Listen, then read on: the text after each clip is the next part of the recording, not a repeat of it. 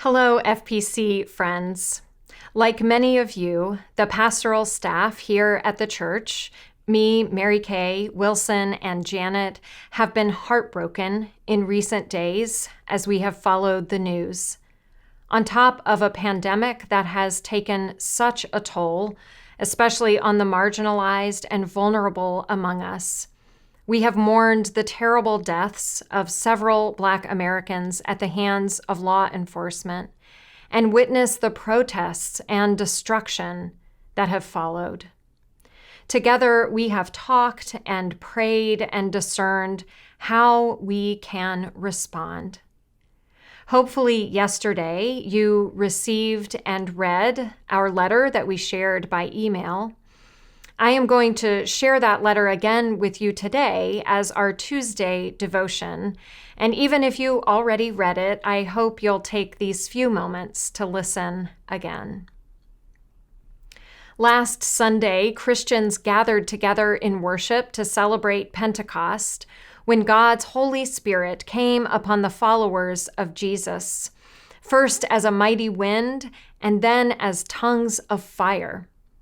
In his recent commentary on the book of Acts, Yale divinity professor Willie James Jennings describes Pentecost as the moment when the first followers of Jesus became a community broken open by the Spirit in such a way that a new community is created. With the current wave of anger and despair sweeping our nation as we grapple with the effects of a pandemic and ongoing injustice toward people of color, we have come to another crossroads as a nation. Many of us are wondering, are we being broken open right now? What is our part in this? And what is God calling us to do? There is no question that the issues with which our nation and our city are grappling are complicated and have developed over centuries. They will not be resolved overnight.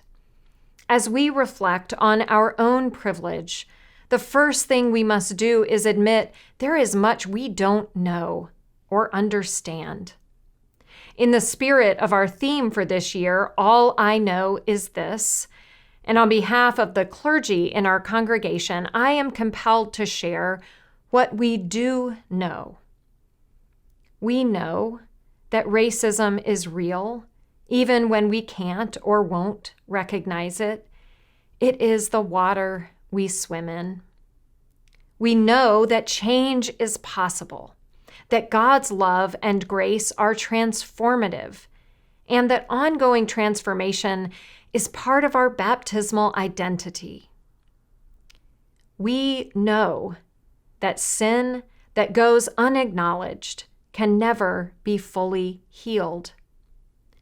We know that when we express indifference or apathy or throw up our hands in despair, we are contributing to racism's persistent and insidious presence. We know we can be part of the change for which we long. We can bring our country closer to its full potential, and we can, with God's help, become more fully the people and communities God created and calls us to be. We know all of this must start with listening and learning and praying. Our colleagues at Myers Park Presbyterian Church in Charlotte have made available a 21-day race equity challenge. We plan to take part and invite you to join us. For 21 days, we commit to engaging one of the resources found on their website. There are video clips, articles, podcasts, and materials for children and families. Some can be completed in just a few minutes. Others will take longer, but each will provide information for us to prayerfully digest as we seek to better understand the concept of race and how it affects us. you can join us in committing to this challenge. The Faith Formation Council supports this opportunity and will schedule gatherings for small group conversations in the coming months. We recommend you begin by reading the statement by Union Presbyterian Seminary President and friend of FPC, the Reverend Dr. Brian Blunt. On Sunday, in our prayer of confession, we prayed these words from John Bell, sung by our youth ensemble. Take the time to call my name. Take the time to mend who I am and what I've been, all I've failed to tend. This work of seeking deeper understanding and awareness is not easy. It takes time and intention and humility. But with God's help, we can see the truth of ourselves more clearly and be transformed by God's Holy Spirit.